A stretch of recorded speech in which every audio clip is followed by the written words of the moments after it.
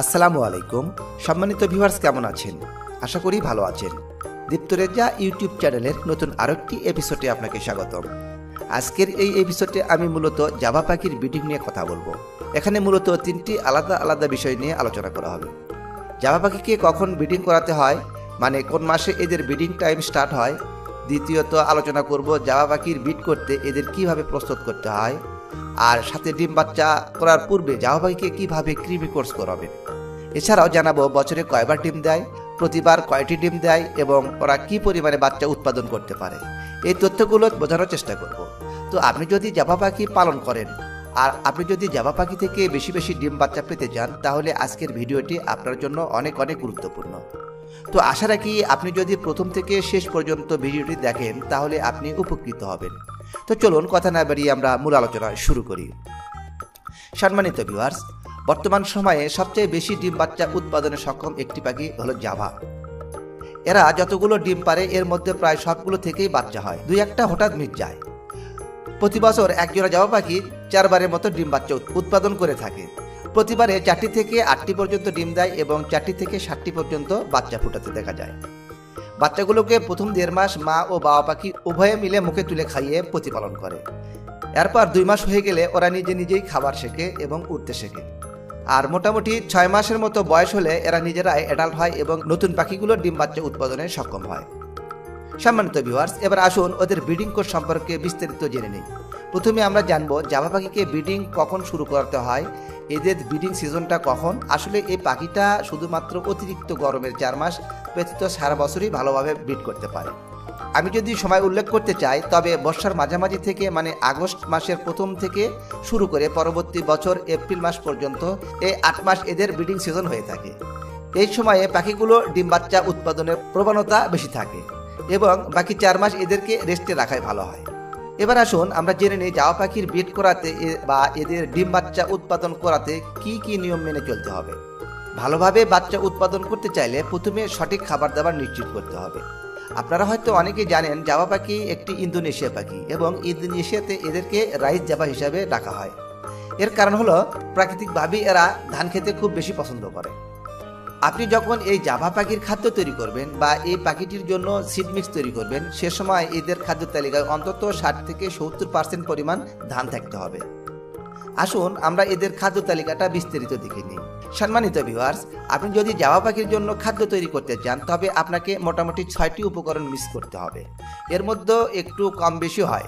Java পাখিকে 1 KG seed mix তৈরি করতে আপনার প্রয়োজন হবে, যেমন ধানের ক্ষেত্রে আপনি 500 থেকে 700 গ্রাম, চীনার ক্ষেত্রে আপনি 100 থেকে 150 গ্রাম, চীনার সাথে কাউন 100 থেকে 150 গ্রাম, ব্ল্যাক সিড 50 গ্রাম থেকে 100 গ্রাম, সূর্যমুখীর বীজ 20 গ্রাম এবং ক্যানারি 50 গ্রাম থেকে 100 গ্রাম। আসলে এখানে 50 থেকে 100 গ্রাম বলা কারণ হলো, ধরেন ক্যানারি কথা যদি আমরা বলি, এটা কিন্তু যখন পাখিগুলোর বাচ্চা থাকছে বা যখন পাখিগুলোর ব্রিডিং সিজন শুরু হয়েছে এ সময় এই ক্যানারি এটা আপনি 100 গ্রাম পরিমাণ দিতে পারেন। ক্যানারিতে ভালো মাত্রায় প্রোটিন থাকে যেটা পাখির বডি ফিটনেস ধরে রাখতে সহায়তা করে। সম্মানিত ভিউয়ার্স, এবার আমরা জানবো প্রফেশনাল ব্রিডাররা কিভাবে জাভা পাখিকে ব্রিডিং কোর্স করায়। তবে এটা বলার আগে কিছু সতর্কতা আমি আগেই বলে নিচ্ছি। আমি আমার চ্যানেলে সর্বদা প্রাকৃতিক উপায়ে পাখিকে কিভাবে ভিটামিন এবং মিনারেল এবং ক্যালসিয়ামের কোর্স করানো যায় সে সম্পর্কে বেশ কিছু ভিডিও অলরেডি আপলোড করে রেখেছি। আপনারা প্রয়োজন হলে সেখান থেকে ভিডিওটি দেখে নিতে পারেন। তাছাড়াও কেমিক্যাল ঔষধ ছাড়া কিভাবে পাখিকে ব্রিডিং কোর্স করানো যায় এগুলো কিন্তু আমি শুরু থেকেই বলে আসছি। কিন্তু অনেকে জানতে চায় যে কিভাবে ওষুধের মাধ্যমে জাভা পাখিকে ব্রিডিং কোর্স করানো যায়। এই কারণে আজকে আমি জাভা পাখির ব্রিডিং কোর্সের ওষুধের কথার ব্যাপারে আপনাদেরকে কিছু তথ্য দেব। তো প্রথমেই আপনাকে কৃমি কোর্স করাতে হয়। এজন্য কৃমির ওষুধ এভিনিক্স 1 গ্রাম 1 লিটার পানিতে ভালোভাবে মিশিয়ে পাখিকে সকালবেলা দিতে হবে। আর অবশ্যই আপনারা এই কৃমি ওষুধটা ঠান্ডা আবহাওয়ায় পাখিকে করাবেন। আর কৃমির কোর্স করানোর ক্ষেত্রে অবশ্যই আরেকটা জিনিস সাবধানতা অবলম্বন করতে হবে, কোনো অসুস্থ পাখিকে কৃমির কোর্স করানো যাবে না বা করাবেন না। তারপর আসে লিভার টনিক। এই ওষুধটা 1 মিলি ওষুধ 1 লিটার পানিতে ভালোভাবে মিশিয়ে টানা 3 দিন খাওয়াতে হবে। তারপর মাল্টিভিটামিন হিসেবে প্রিভি40। এই ওষুধটা 1 মিলি 1 লিটার পানিতে ভালোভাবে মিশিয়ে টানা 3 দিন খাওয়াতে হবে। তারপর পাখিকে ক্যালসিয়াম কোর্স করানোর জন্য ক্যালপ্লেক্স এই ওষুধটা 1 মিলি 1 লিটার পানিতে ভালোভাবে মিশিয়ে 3 দিন পাখিকে খাওয়াতে হবে। আর এই ঔষধ খাওয়ানোর ক্ষেত্রে অবশ্যই ওষুধ মিশ্রিত পানি 3 ঘন্টার বেশি পাখির খাঁচায় রাখবেন না।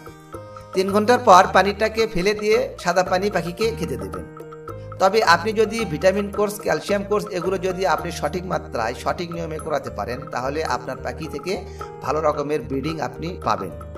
সম্মানিত ভিউয়ার্স, এতক্ষণ আমরা আলোচনা করলাম জাভা পাখি থেকে ভালো ডিম বাচ্চা উৎপাদন করার জন্য কিভাবে সিড মিক্স তৈরি করাতে হয়, কিভাবে কৃমি কোর্স করানো হয়, কিভাবে ক্যালসিয়াম কোর্স করানো হয়, কিভাবে ভিটামিন কোর্স করানো হয়, বিস্তারিত সকল কিছুর তথ্য। এতে যদি আপনাদের কোনো প্রশ্ন থাকে অবশ্যই কমেন্ট করে জানাবেন, আমি চেষ্টা করব আপনাদের প্রশ্নের উত্তর দেওয়ার জন্য। আর আজকের ভিডিওটি যদি আপনার উপকারী মনে হয় তাহলে অবশ্যই চ্যানেলটিকে সাবস্ক্রাইব করবেন, একটি লাইক দেবেন এবং বেশি বেশি শেয়ার করবেন। আজকের ভিডিও এই পর্যন্তই। সবাই ভালো থাকবেন। আল্লাহ হাফেজ।